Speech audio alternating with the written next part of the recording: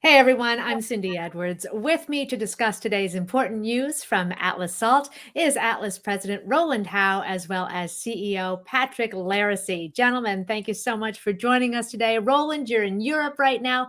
Patrick, you're in Stephenville, Newfoundland. So this is certainly a special edition of Atlas Salt with PR Media Now. Now, Patrick, I want to start with you because history is in the making where you are right now, as the Canadian and German governments are expected to sign a hydrogen accord later today in Stephenville. Prime Minister Trudeau and German Chancellor Olaf Scholz are holding a news conference scheduled to begin shortly after 6 p.m. local time. So first off, give us a sense of the atmosphere in Stephenville at the moment, because you are in the middle of the action. Yeah, hi Cindy. Yeah, I'm in downtown Stephenville, as you would say. This is the center of the hydrogen world, I guess, for the moment.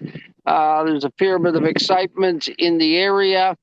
Uh, it's a topic of conversation at a community level, certainly a big topic of conversation at a governmental and industry level, and just happy to be here. The whole concept of Western Newfoundland being the epicenter of a clean energy future is pretty exciting and has caught the imagination of Newfoundland and Labrador. It's exciting indeed. Now, Patrick, of all the places in Canada where this hydrogen accord between Canada and Germany could have been signed, it happens to be in Stephenville. And of course, very close to Atlas Salt's projects. So why the west coast of Newfoundland and why Stephenville? Well, yeah, I guess it validates the fact that Stephenville is a leading contender for a clean energy future. When you track the Prime Minister and the Chancellor of Germany, and they could be anywhere else in Canada, but they're not. They're here in Stephenville. And that tells you that the Stephenville and the west coast of Newfoundland generally is a leading contender in Canada for a wind and hydrogen future. Well, Newfoundland is certainly getting some love from Ottawa at the moment. Are you surprised by the sense of urgency from the federal and provincial governments about this clean hydrogen issue? Well, not really. I mean, the government of Canada, provincial governments have all demonstrated their desire to move towards a green and cleaner energy future. Combine that with the realities of energy supply in Western Europe these days and looking out over the coming years. I think it's incumbent upon Canada and Newfoundland and Labrador to be part of that, to be an early mover in a hydrogen and wind future. Well, Patrick, one hydrogen project has already been proposed for the Stephenville area. Is it your sense that multiple hydrogen projects will be pursued in Newfoundland and that the west coast of the island could potentially become North America's green energy hub?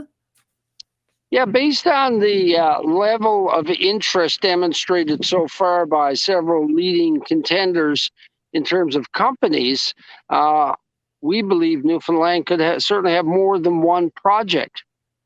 All right. Well, potential clean hydrogen projects in Newfoundland are getting plenty of support from the government. So, what is your sense of the heavy lifting that could come from the private sector? There appear to be a number of companies with intense interest. Are the right players stepping up to the plate, in your opinion? Yeah, we've got some world-class companies that are in the public domain. Pattern Energy, Fortescue, World Energy. These projects are multi-billion-dollar projects. They're going to have to be driven by private investment and private innovation, really, to make it work.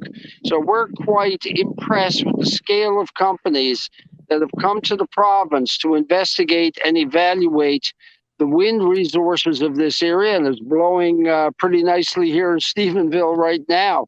So it's no surprise that the leading parties are all here.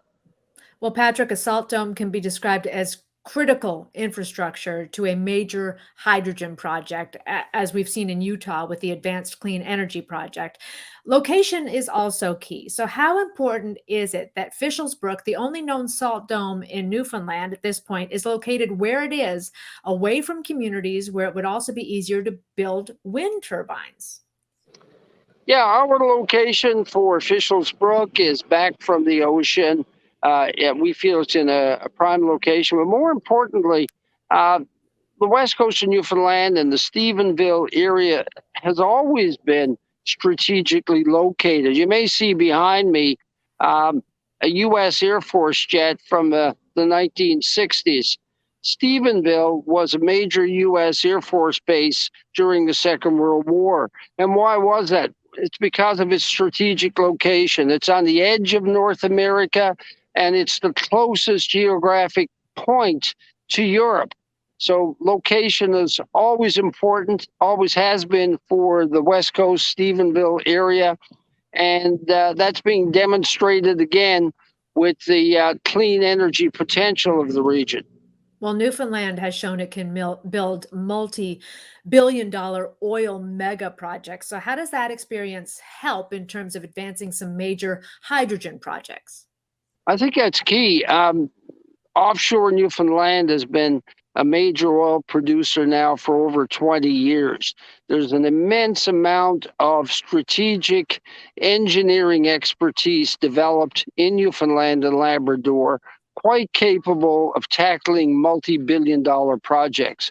So we foresee a lot of local knowledge and a lot of local engineering being applied to the wind and clean energy projects, which will emerge in Western Newfoundland. Now, Patrick, Canada's most famous prospector, Sean Ryan, has been busy staking claims in the Bay St. George subbasin near Great Atlantic and Fishel's Brook and up near Stephenville, where Atlas also has some claims. Is this further validation of how big this story could become? Oh, for sure. Anytime you have a world-class asset, there are going to be other parties that are going to look at the region and put their spin, I guess, on what additional potential may exist here.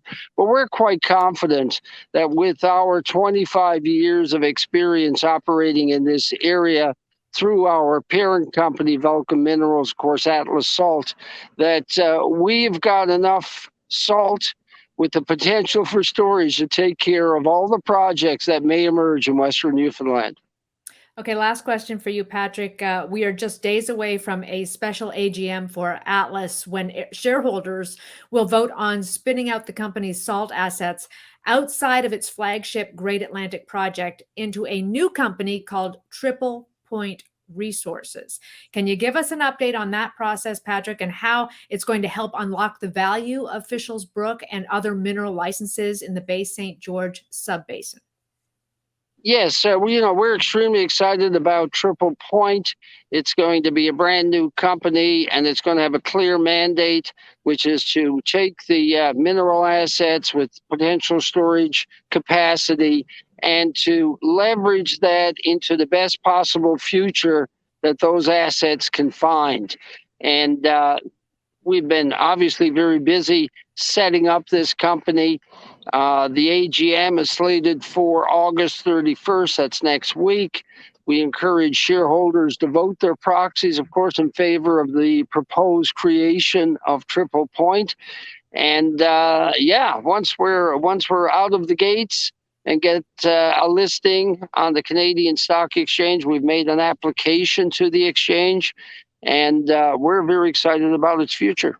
All right. Thank you very much, Patrick. Now we're going to turn our attention to Mr. Salt, Atlas President Rowland Howe, who is joining us from Italy. All right, Rowland, more than ever, we're seeing the importance of salt in driving this fascinating resource story on the west coast of Newfoundland. And this would make for a great new chapter in Mark Kurlansky's New York Times bestseller from years ago, The History of Salt. So, of course, the first major project in the Bay St. George subbasin to go into development will clearly be the Great Atlantic Salt Project.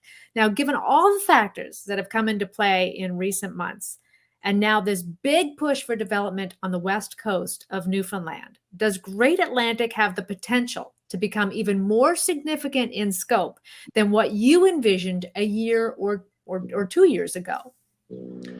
Well, first of all, Kurlansky's book is a fascinating book, and it would be great if we could be just one of the chapters, or we could be featured in one of the chapters. That would be an honor, I think. But certainly, the Great Atlantic Salt Project is a premier asset, world-class asset, and all this sort of news around it just makes people look at it more closely. And certainly, it in our imagination is growing, and could certainly be producing more than we thought. And again, we wait on the results of the feasibility study to really solidify that. Well, we've talked about how Great Atlantic can potentially replace overseas imports of salt from places like Chile and North Africa, given how shipping costs have increased dramatically. But will Great Atlantic also not put pressure on some of the aging salt mines in Eastern North America, like relatively shallow with this relatively shallow ramp access and port proximity and new technology? Wouldn't that give Great Atlantic some major operating advantages over everybody? For sure, a new mine properly designed for the latest technology is always going to be more efficient. It's going to be safer and low cost. And we see all these imports coming in. Yes, displace them, but these older mines, they're still doing okay. I mean, they're still there. But should anything be required to support them or create tonnage for them, that it would be ideal. We're right there. I mean, there's nobody else in that region. Now, you have called Great Atlantic an environmentally friendly project.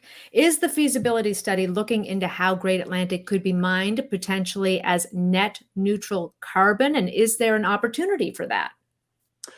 I believe there is. I mean, we haven't done all the math yet, but we're designing a mine that will essentially be run electrically. And all the electricity in Newfoundland is either hydroelectric or coming wind. So we could run this mine essentially on clean energy to start with. So that gives us a big leg up. And certainly there's a few other things we could probably design in which would give us that opportunity to be net carbon neutral. And then there's the whole logistics side of things where we can get to market in 2 days instead of 2 weeks for somebody shipping from North Africa. So the amount of fuel burn is significantly reduced, and that all contributes to the low carbon emissions. Now, Rowland, what gives you the most satisfaction about how Atlas Salt and Great Atlantic have progressed since you became president of this company early last year?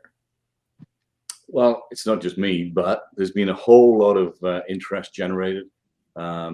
People really are talking about what we're doing and looking to understand better what we're doing, and everything we do seems to draw some more attention, and that's good. I mean, we want people to understand salt is not something people all understand, but the work you and I've done and Patrick has helped people understand what a great advantage having a salt mine is, and the product that brings safety to roads.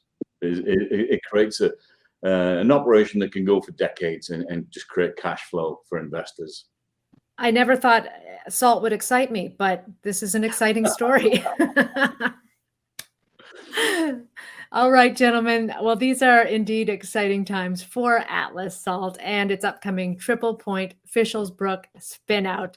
Thank you both very, very much for joining us today, and I look forward to speaking with both of you again very soon. Enjoy Italy, Rowland, and enjoy Stephenville, Patrick. Thank you. Bye-bye. Have a good day. Bye-bye.